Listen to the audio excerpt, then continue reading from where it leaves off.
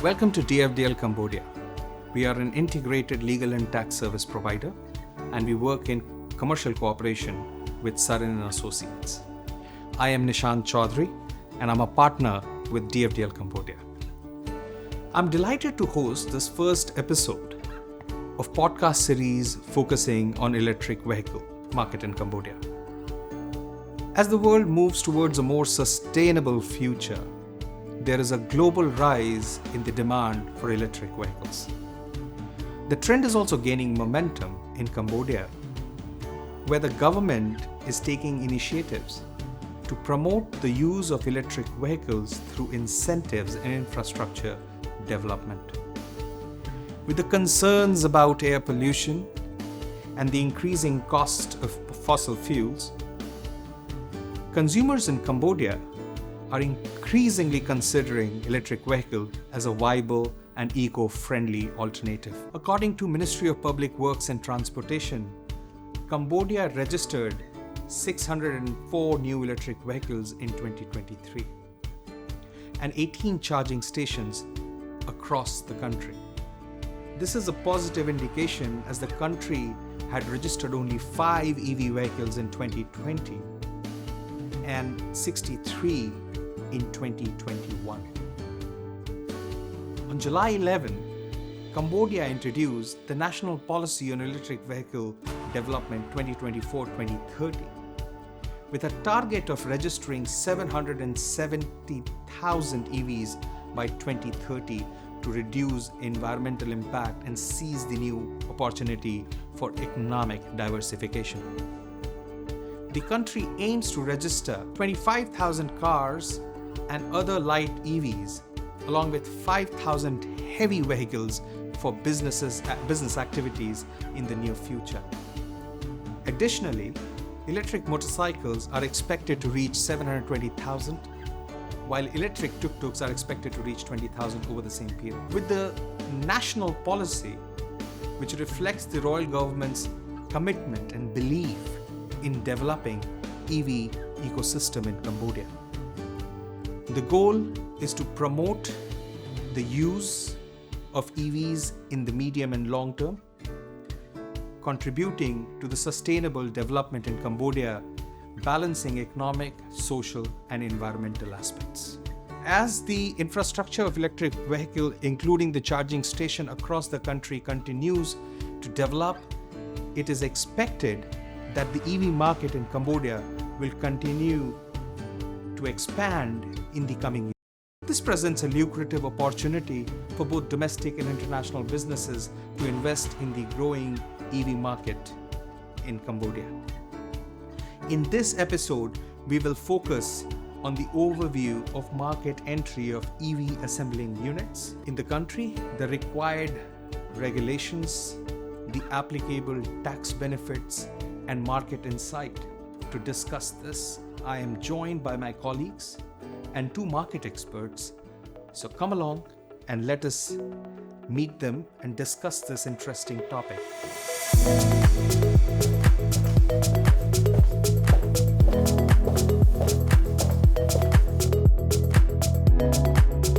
Hi everyone. Hi, how are you, Andy?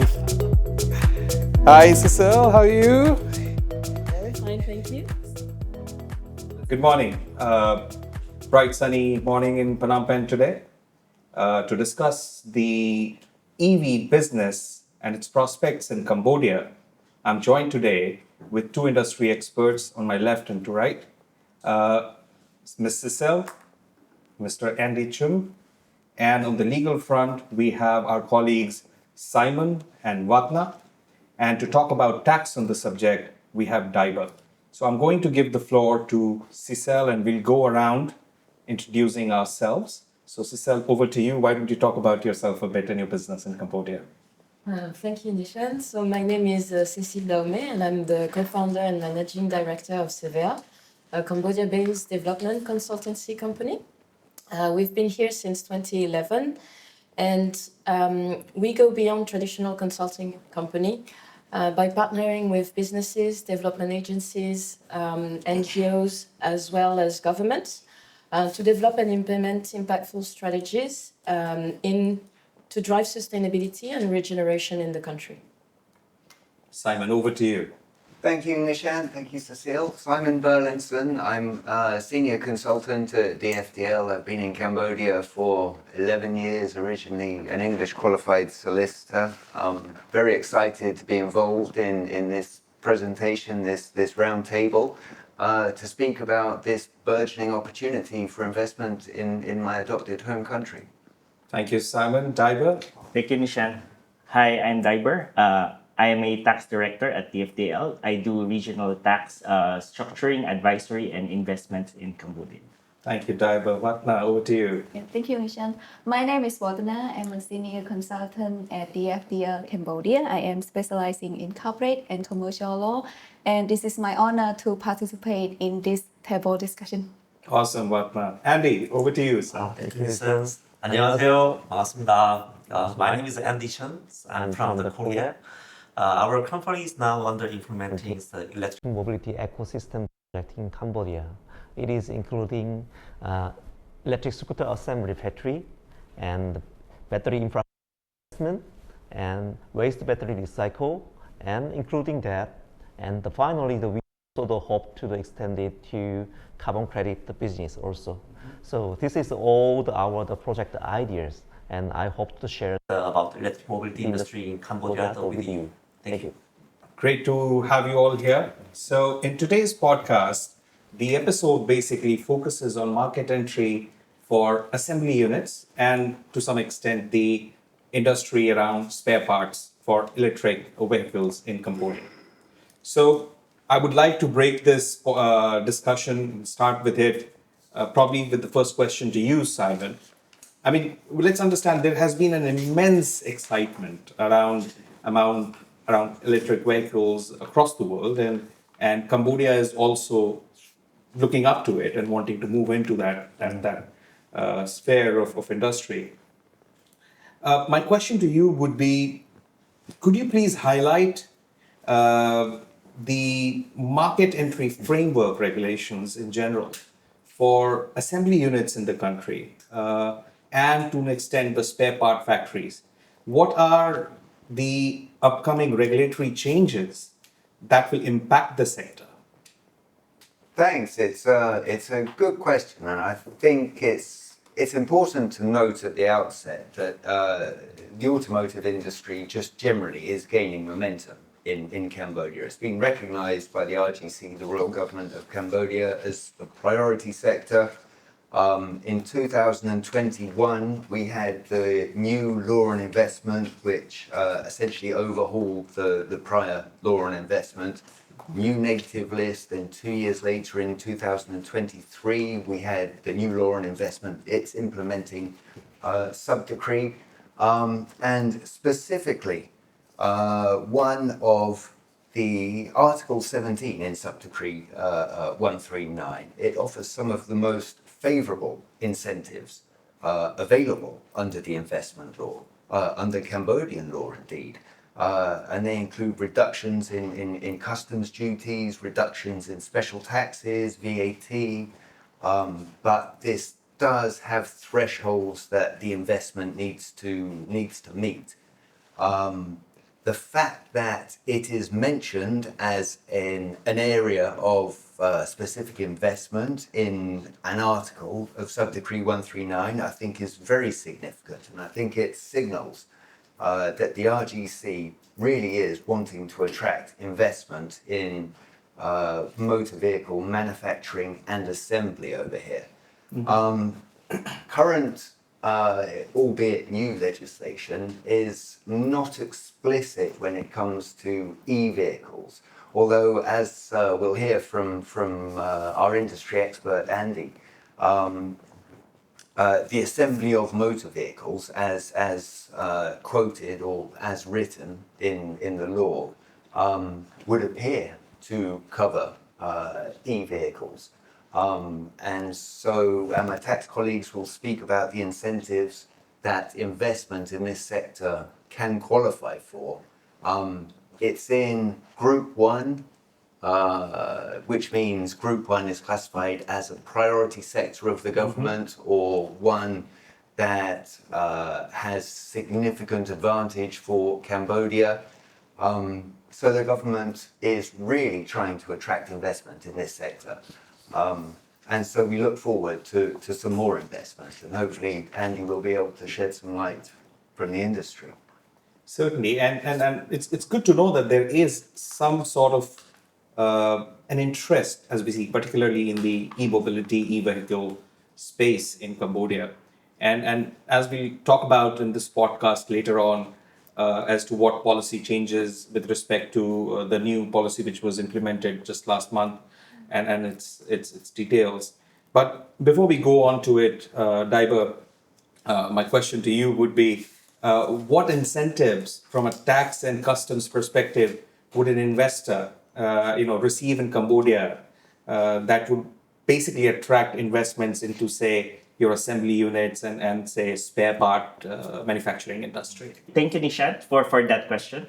For the tax incentive, it would basically depend whether the investment would qualify under a Group 1 or another category under the investment law. So for manufacturing of or assembly of motor vehicle parts, it can qualify under a Group 1 category, as what my colleague Simon had mentioned, and it can be subject to QIP tax incentives such as income tax holiday for a period of 9 years and can be extended for another 6 years subject to a reduced income tax rate reduction.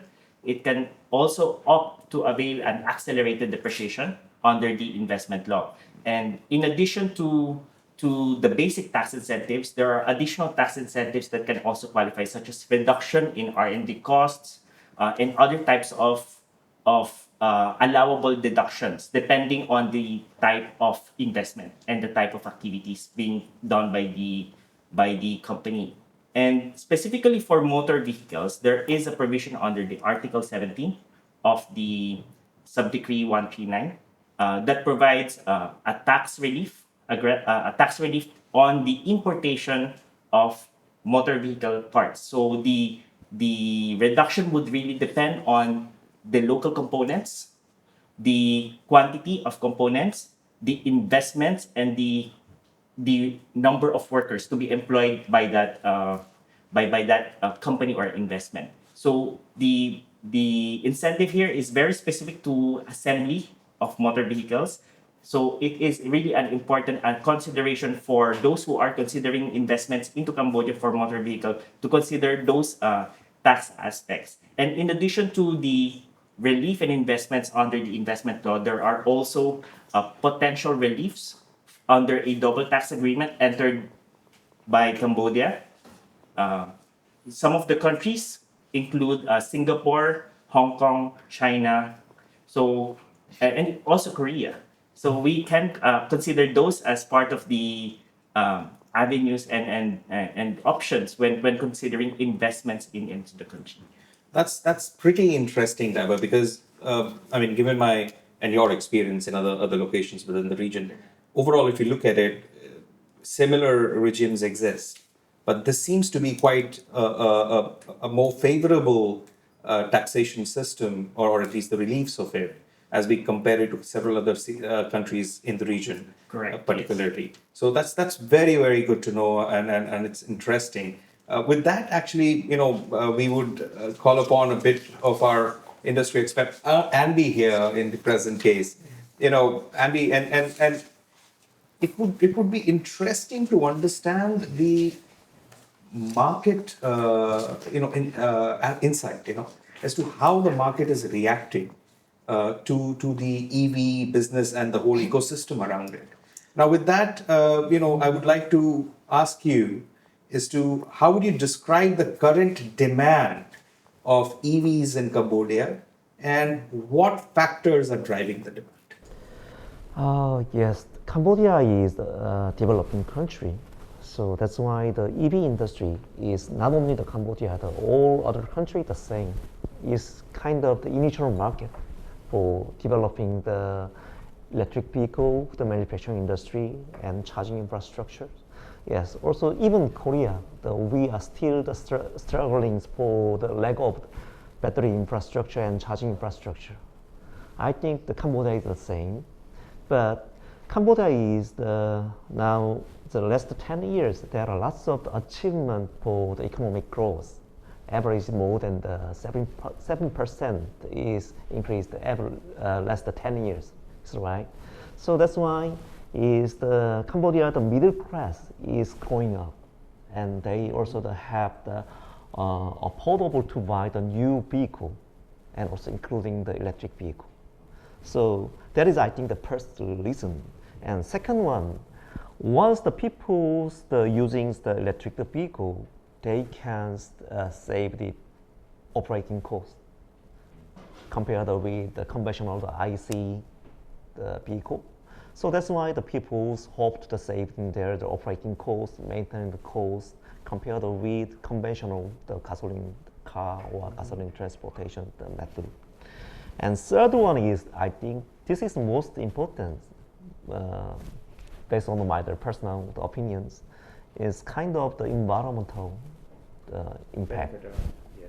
Because the people getting to know after that changing the electric vehicle, they can contribute to savings and keep our environment more clean, related to the emission gases and noises, and also the others. There are lots of the carbon neutrality, the achievement goal, because Cambodia governments also announces their NDC target to net zero by 2050, as like the same as other country. As like also Korea also saying that the target is 2050. So that's why government strongly drive to the electric mobility is the promoting Cambodia. So that's why the Cambodian people also need to know about lots of the benefit of electric vehicle in here. Thank you, Andy. And I believe a fair bit of angle around here is also the fact that Cambodia is relatively a younger country. Like the younger population is larger in number, and thus they are a bit more adaptive to new technologies coming in the market. And I believe that plays into how EV will be probably more welcomed as compared to other locations where, and it's also a very highly motorized market, if I can put it like that. So all these together, I believe, and I would want your views on that, as you see the growth as a promising growth, and would you say that industry is bound to benefit by entering the country? So it is not easy, but it's important for the whole stakeholder, including the users, the public sector, private sectors, and the need to make it the market first, especially for the charging and the battery infrastructure is most important. And lots of the young Cambodian is like it to use it more modernized and good design and good quality with affordable price. So that is important. So it's really hard to meet the market demands, especially related to the price issue. But right now, the private sectors, they hope to providing some kind of the affordable price ranging with good quality in here. So that's why, yes, the last 4 years, the many the stakeholders promoting the electric mobility in Cambodia, also the Sevea also, with Energy Lab and other ministry and many the private sector players. So every year we made it the electric mobility showcases, right? Promoting the electric mobility. And also next month there will be the electric mobility showcase 2024. As kind of the kind of events, the whole stakeholders, such as the private sector and public sectors, and also even NGO and some kind of international organizations, such as the UNDP. So we have to work together promoting the e-mobility. The most important thing is the changes the people's awareness related to the e-mobility. Thank you, Andy. And pretty insightful, and it's good to know about that upcoming event. I believe it's probably the largest event in the country in this specific sure. sector. So please do go ahead and be a part of that event. With that, Vatna, I'll come to you, and but we have talked about a lot of benefits and how the market demand will play out. But from an investor's perspective, particularly taking a cue from what Andy talked about when we talked about whether the industry would eventually rise and there are benefits, there are aspects like it's not going to be easy, and particularly say the cost around the EVs. But I always believe that over a period of time, the usage mitigates the cost which you pay. But from an investor's perspective, it is important that the investors know that there are certain pitfalls in all earnest. And what are those regulatory pitfalls which you would foresee for an investor entering into, say, an SKD or a CKD business pertaining to an EV industry? And what what possible mitigations are around enabled to incentivize, while being aware there are processes to incentivize the investors to enter the market in SKD, assembling unit and spare part manufacturing business. Over to you about that. Yeah. Thank you, Nishant. That is a very good question that the investor will need to know before investing into Cambodia. So from my observation of the current regulation in Cambodia, while the EV sector is a welcoming environment, I can say that there are still pitfalls and challenges that we need to overcome. I would like to summarize the pitfall and challenges into 5 main points. The first one is in relation to the regulatory uncertainty. While we have the new investment law, we have the incentive in terms of the tax, the custom duty, there are still some problems in relation to the gap and uncertainty among all those regulations, especially in relation to the licensing requirement. So normally the investor will have a lot of questions, what kind of license they need to apply for when they would like to establish the plant in Cambodia.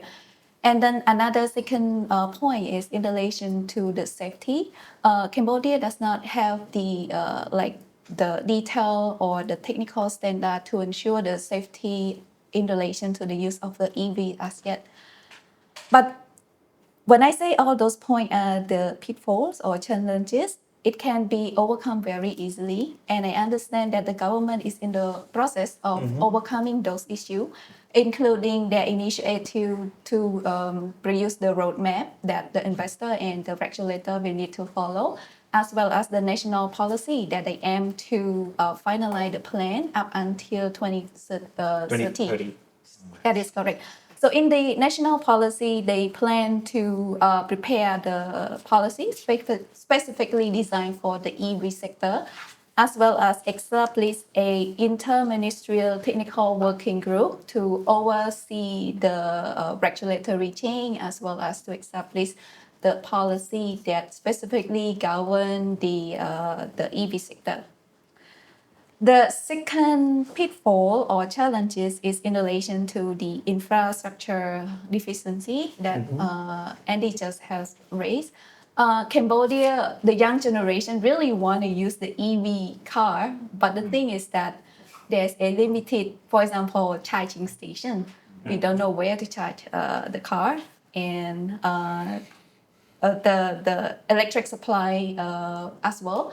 So we are not sure whether the electric charging station at the station area or at our home is safe enough to charge the EV car. So from the investor perspective, as well as from my perspective as the legal expert, this can be overcome by conducting the thorough due diligence on the infrastructure capability in the region and consider collaborate with the local and international technical firm to ensure that there is sufficient infrastructure in Cambodia, including the charging station. So the third point is in relation to the skilled labor shortage. we have the large population of young generation, but we are late of training. The young generation really eager to learn new skill, particularly in the technology and something that can save the environment.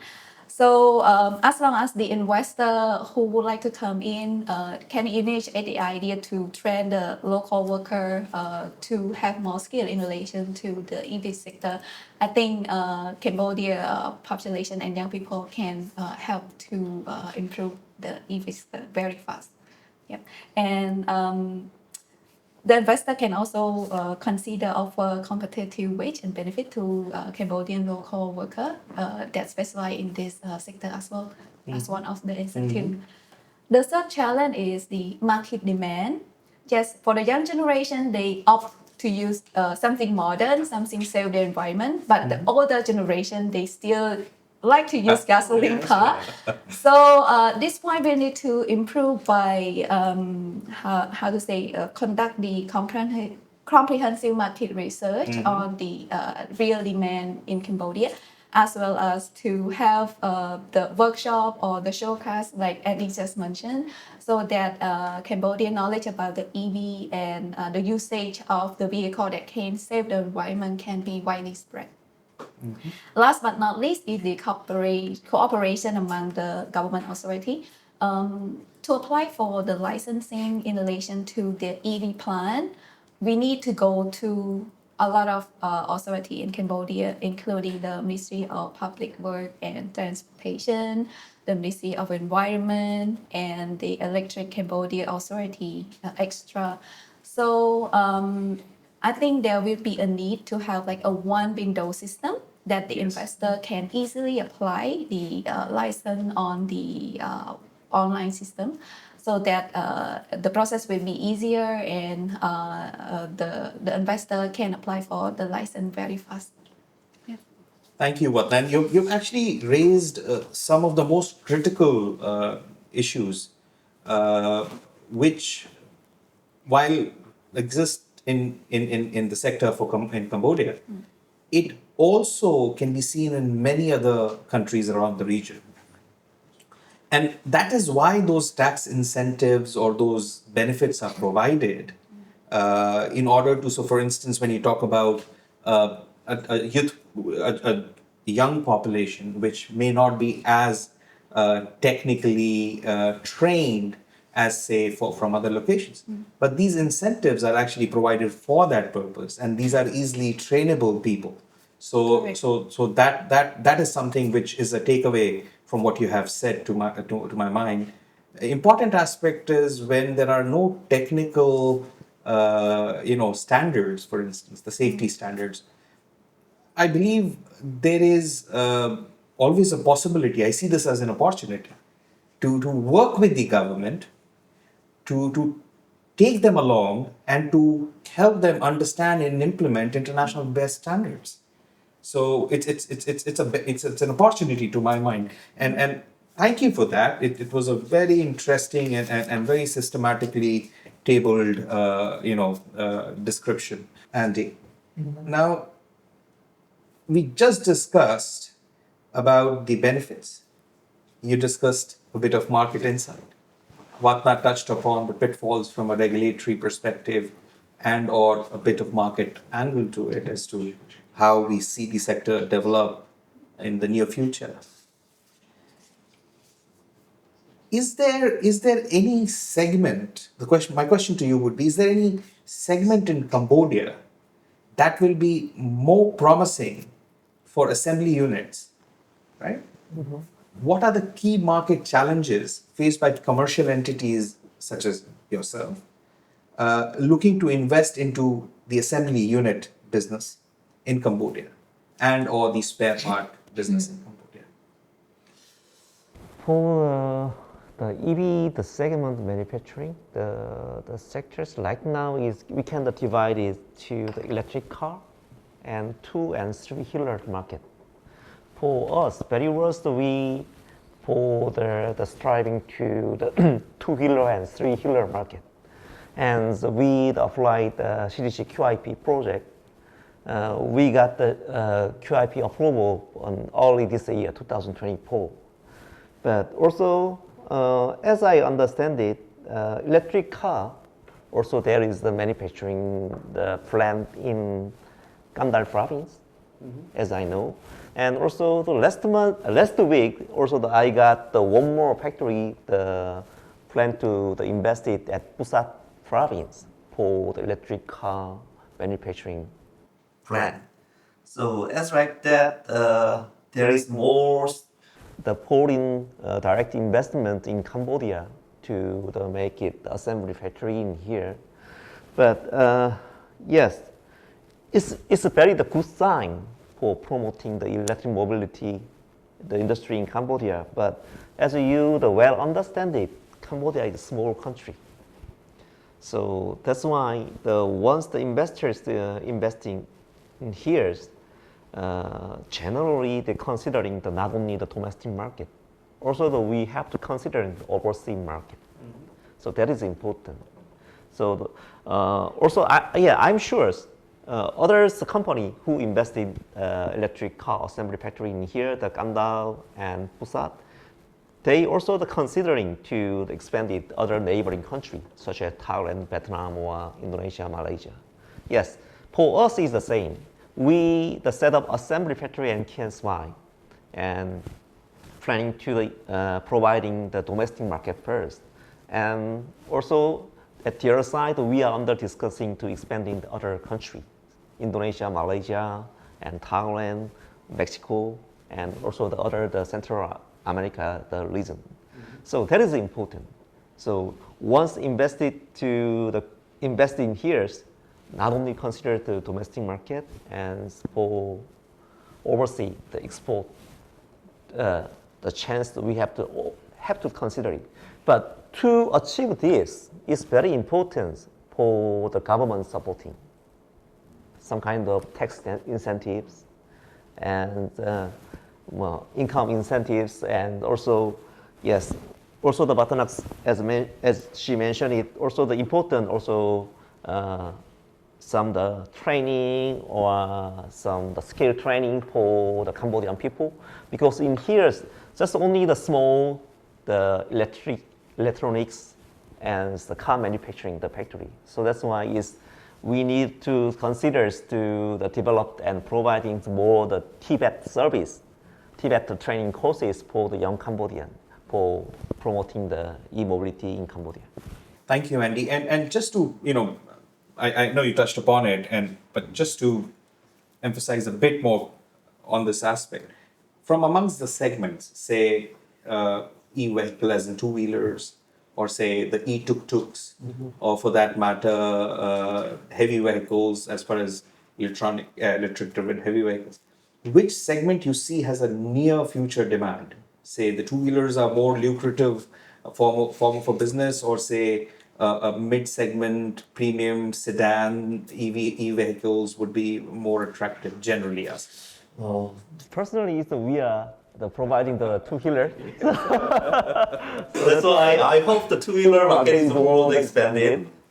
But yes, the electric car is still expensive compared with the conventional gasoline car. So due to the battery prices, so it's still hard to some kind of reasonable access to the Cambodian market. It's still expensive. Compared with other countries, in case of Korea and others, the US, EU, the same. For promoting the electric mobility, the governments provide a subsidy.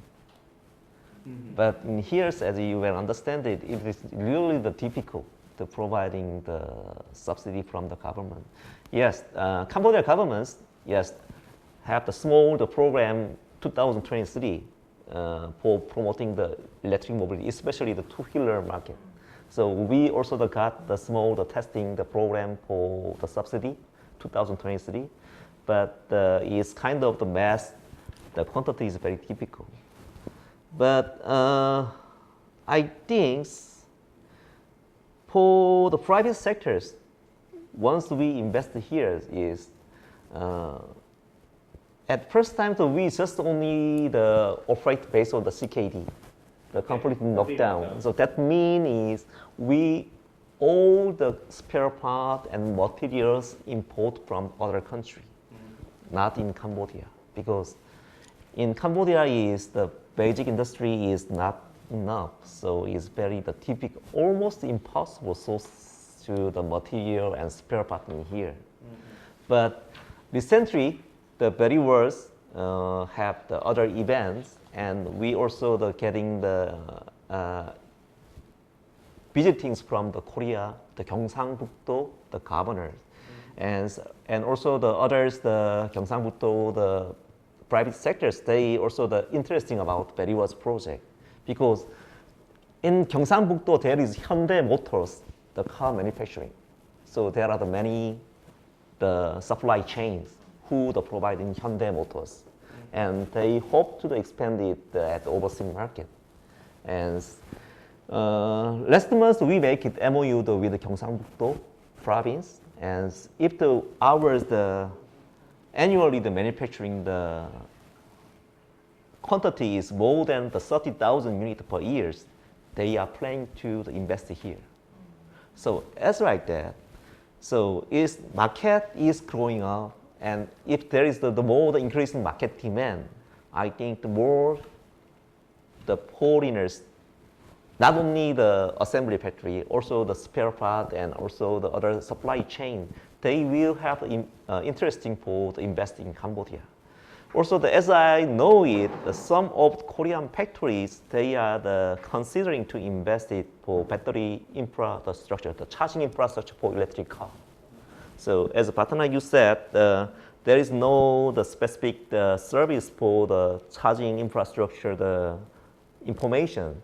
But as I know it, some of the Korean companies are considering to invest it in Cambodia for providing some kind of charging station information, the application.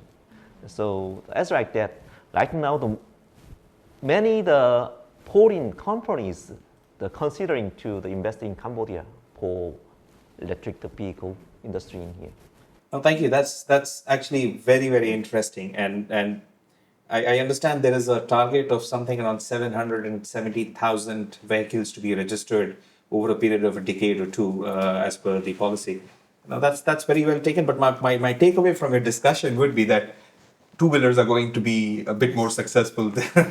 Because that is the main business. So I really hope to promoting the electric two-wheeler market. Yeah. Cécile, you have to add on something. Yes, maybe on this, just to complement what Andy was saying, until 2040, it is really to be expected that it's going to be the two-wheelers and the three-wheelers that are going to drive this market, especially because of the second-hand market for cars, which is quite important here. And so price-wise, it will be difficult for EV four-wheelers to really compete with the second-hand markets here.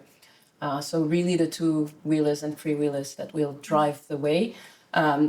Knowing also that for four-wheelers, you also need the charging infrastructure to develop in parallel to reduce the range anxiety that end users will have.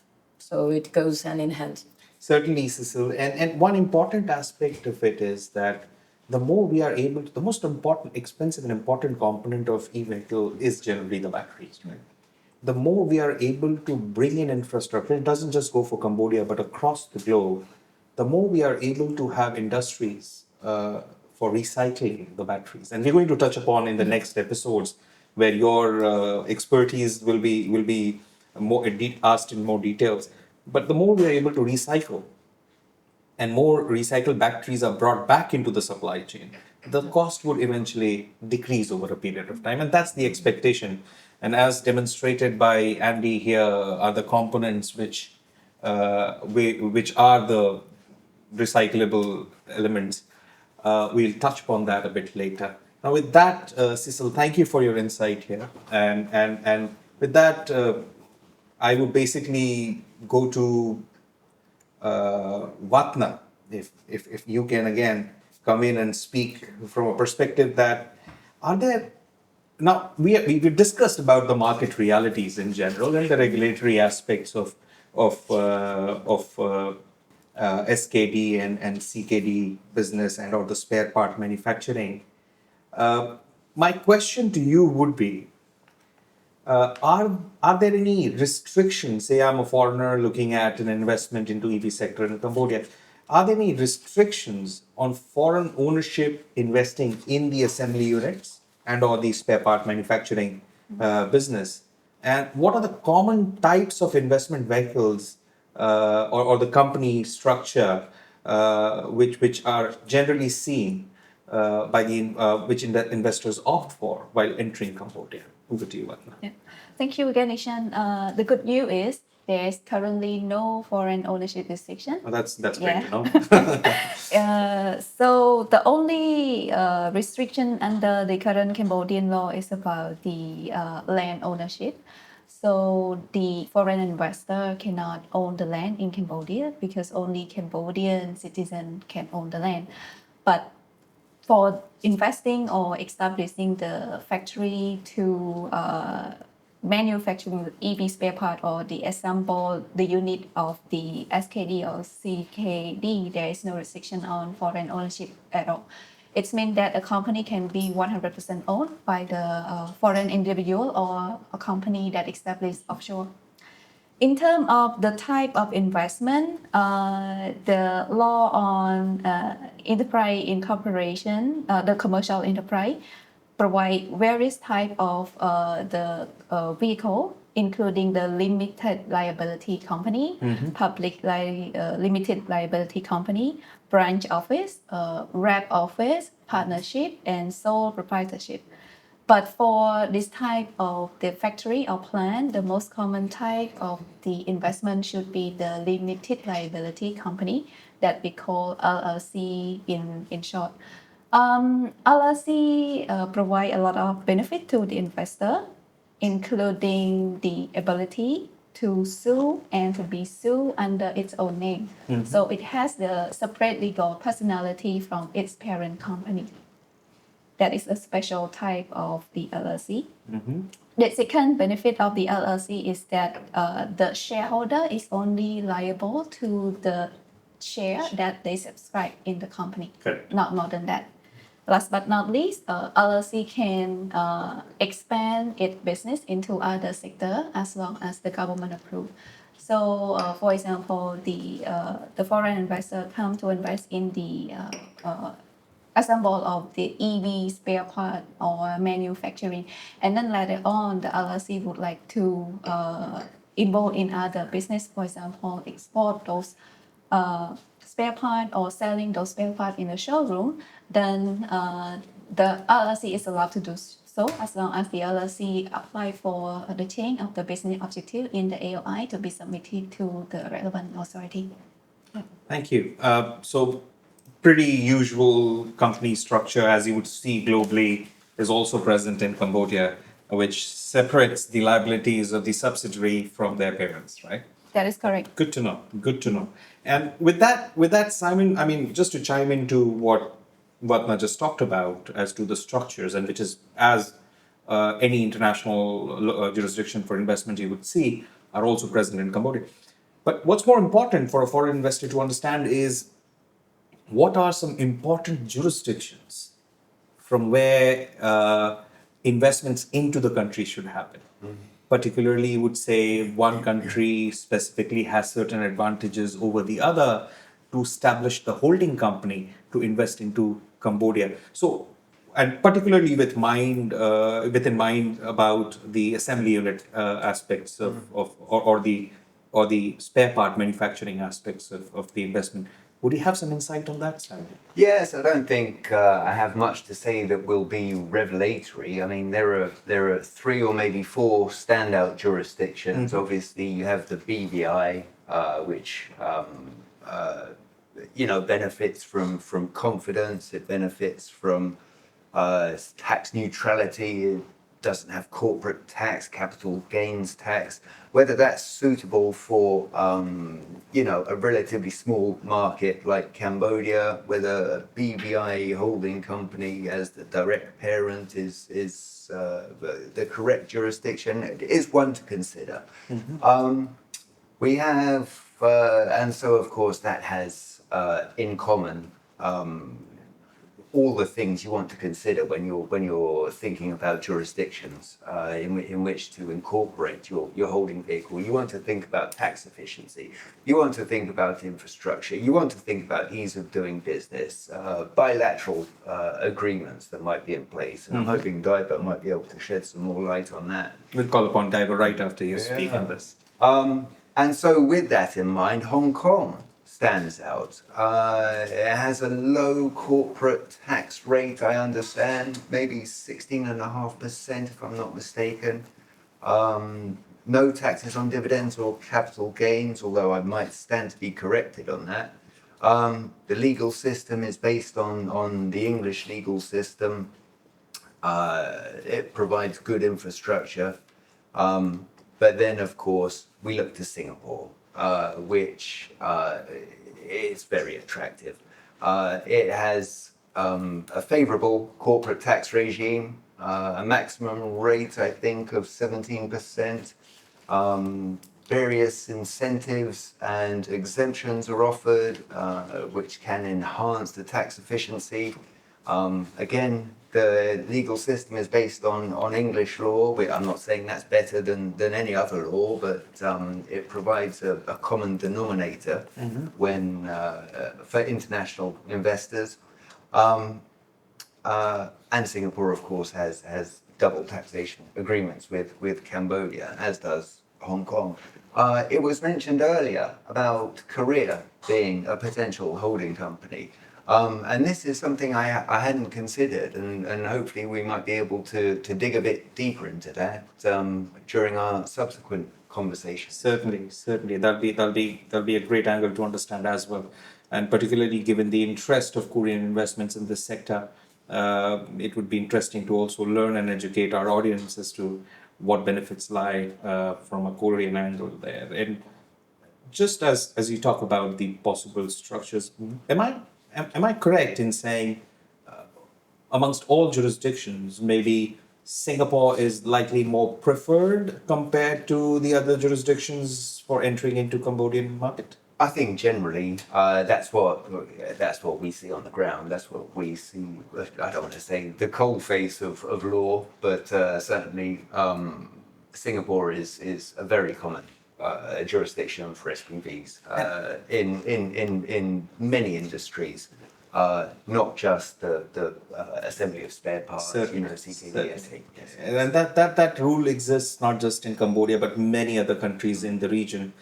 Singapore turning out to be more of a hub to invest into, ASEAN as a general. That's right. With that, Diber, I mean, I'm sure you have discussed that a bit, but just primarily from a Singapore, and very briefly from a Singapore, Cambodia, DTA and or Hong Kong relevant regime with Cambodia or any other jurisdiction, what would your thoughts be on this issue?